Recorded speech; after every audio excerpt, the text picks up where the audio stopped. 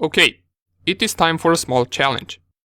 We can say we are getting more and more familiar with MSF console and exploitation, and by now you should be familiar with the entire process of searching for a vulnerability and trying to exploit it. Let's put all of that to the test. So for now, we covered about 4 to 5 vulnerabilities on the Metasploitable virtual machine. And what I want you to do in this video is find 3 different vulnerabilities that will give you a shell back on the target machine. You can use any tools that you want, besides searching for links that will give you the exact steps to exploiting the vulnerability. And feel free to use Google if you want to see if a software is vulnerable. You can also use Searchploit to see whether you have exploit in your database. You can use Nmap to scan and Metasploit framework to exploit. After we do this challenge, we are ready to move on to some harder Windows exploits. And after that, we're going to see how to exploit the target without using MSF console and without having an exploit available inside of our Kali Linux machine. Okay, great. So pause this video right now, give yourself 10 to 20 minutes and try to find 3 different vulnerabilities on the Metasploitable that will give you a shell back. I myself will do it right now, so if you don't want me to spoil it for you, then try to find them first and then watch this video. The harder part is to find them, however, once you find them, it is easy to exploit them. Let's get straight into it. Let's start by scanning the target for all the open ports and its services. So what I'm going to do is I will perform the usual Nmap version scan on my Metasploitable, and I will use -p-, which stands for scan all 65,000 ports. If I press here enter my password, and by the way, of course the vulnerabilities that we covered don't count at the moment. We will not pay attention to them at all right now. We want to find new vulnerabilities. So while this scan is working, I will go to a second terminal and I will start the MSF console. And I will also open a third terminal in case we need something like a search exploit or some other tool to run right here. So the goal is to find 3 vulnerabilities. Let's see after our scan finishes whether we manage to do so. And here are the results of the scan. So we got a bunch of ports open as usual. And let's go and pick any one of them. For example, I know for a fact that this dist-c open port, which is 3632, is vulnerable. It is running dist-c version 1. And if I go to my Metasploit framework and I just type search dist-c, I will only get one exploit available. Dist-c execute or daemon command execution. It is ranked excellent. So since this is the only exploit, let's give it a try. I will copy it, I will type use, and then paste the exploit name, clear the screen. We can show info just to know what this exploit does, and it says that this module uses a documented security weakness to execute arbitrary commands on any system running dist-c cd. And our system is indeed running dist-c cd. So what we're going to do is we're going to type show options and set the rhosts to be the IP address of our Metasploitable. Let's see show payloads. So we got quite a few payloads right here. Let us use this one, CMD Unix reverse. So this is reverse TCP over telnet. Let's set it right here. Since at the moment, if I show options, we don't have any payload set up. Let's set payload CMD Unix and then reverse. Show options once again. Now we need to set the lhost, so I will type sudo ifconfig, enter my password. My IP address is 192.168.1.8. Let's copy it and let's set lhost to be equal to that IP address. Now if we triple check all of our available options, we should be good to go. Let us run our exploit. And here it is. First one is over. We got the command shell session 1 opened on the target machine. If I type who am I, we're daemon. If I type ls or print working directory, we are in the /tmp directory. hostname command will tell us that we're Metasploitable, and uname-a will tell us that we're Linux Metasploitable 2.6.24, and here we also get some other information such as date and which version of Linux it is. Great. So first one is done. Let us Control-C this, abort session 1, select yes, and let's go back to our scan to find another vulnerability. So, if you remember, during our scans, once we performed the vulnerability scan, we noticed that this Unreal IRC was vulnerable. We got from some of our scans result that this specific service is vulnerable to some type of the attack. So let's give it a try. Let's go to our searchsploit and type searchsploit IRC. And this gives us a bunch of different information. So this isn't really useful for us. Let's try it like this. Let's go to our scan and copy Unreal RCD, which is the version. And now if I type searchsploit and then the name of the version, well, we narrow it down to 4 results. And one of them doesn't count since it is remote denial of service. Out of all of this, we got one Ruby exploit, which means it belongs to Metasploit framework. It is for the version 3.2.8, and it is backdoor command execution. Let's search it inside of our Metasploit framework. So search, and then Unreal RC. And we do get indeed only one exploit for this. It is ranked excellent, and it is from 2010. Let's copy it. Right here, copy selection, and as usual, use this exploit.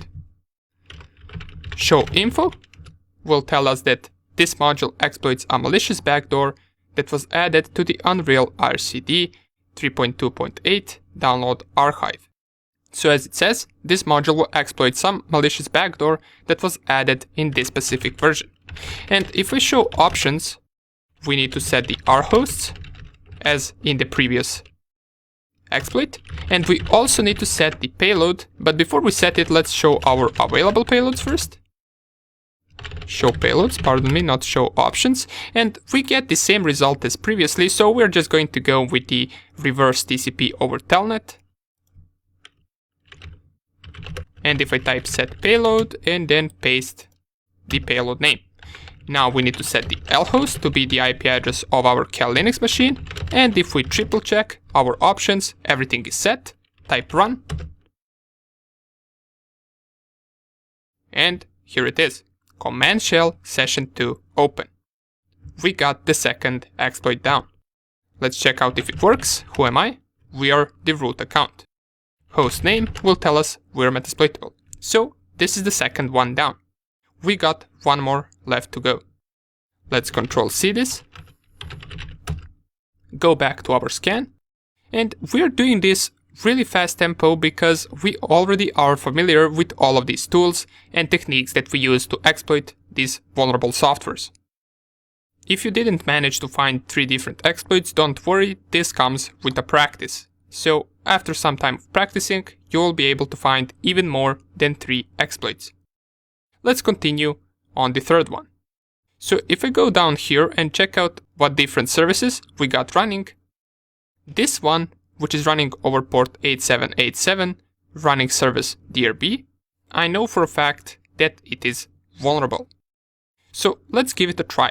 The service name is DRB. So if I type in my search exploit DRB, well, we only get a few results right here. And it doesn't seem that any one of them belongs to the Metasploit framework, as we can see right here, since these are Python files. So let's just double check. Whoops, not here.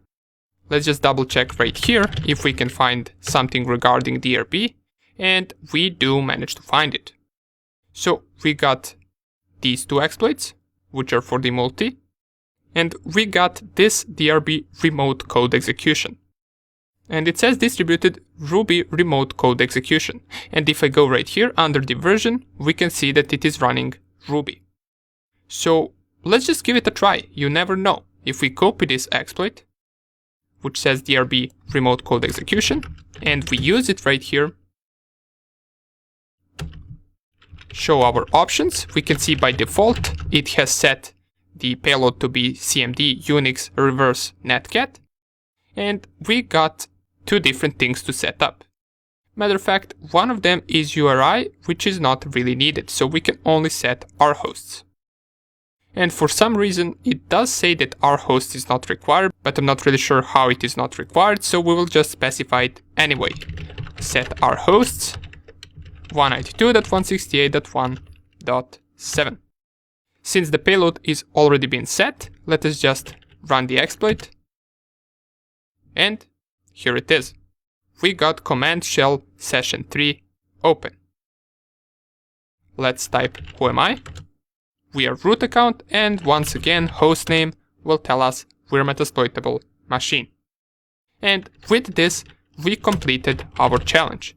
We found 3 different vulnerabilities that gave us a shell back.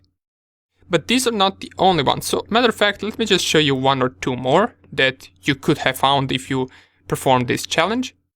The one that is a little bit different to exploit is this VNC service running on port 5900. It is running protocol 3.3, and if we just search in the search exploit, search VNC, VNC, we will get a bunch of the results right here. So let's add the version 3.3, and we do get some of the responses right here, but it does say that these are for Windows. Now, we are not going to give up just because we cannot find the exploit using searchsploit. Matter of fact, it probably is somewhere right here, just there is a bunch of results and we don't really want to read through all of this to find the exploit that we need. So let's just go straight to the Metasploit and type search VNC. And if I scroll all the way up, since these are just payloads, I come to exploits, we can see there are about 5 or 6 exploits.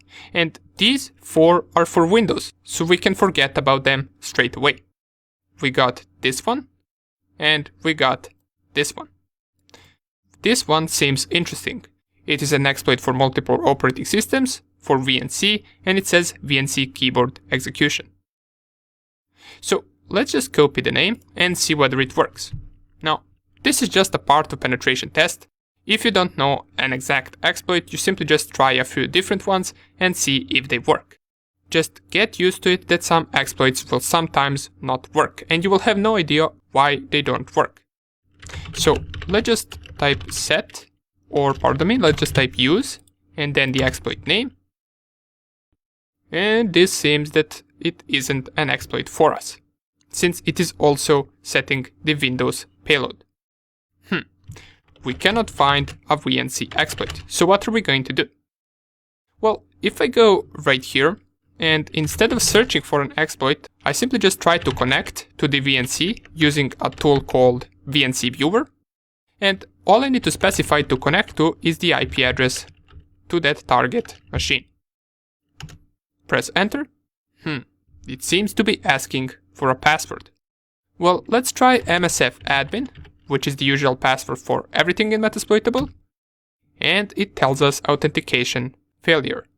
But if I try it once again, and as a password, I simply just type password, well, it worked. The VNC viewer password was just password. And now I got root shell open on the Metasploitable. I can execute commands right here, such as ifconfig, such as hostname, ls, and I can see anything that is on the target machine. So this exploit was a little bit different because it was due to a weak password. I just connected to the VNC and I typed password, and it granted the access to the root shell of the Metasploitable. Great. To exit this, I can type exit, and I can exit this desktop right here. And let me show you just one more, and then we're going to end the video. And that one is over port 1099. It is running Java RMI, and if I go in my Metasploit framework and search for Java _RMI, well, we get 2 exploits right here. Let's try with this one first. So exploit multi, misc Java RMI server, copy the exploit name, go right here and type use. it will set the default payload to be Java Meterpreter reverse TCP. Now this is the first time that we're encountering a Meterpreter payload.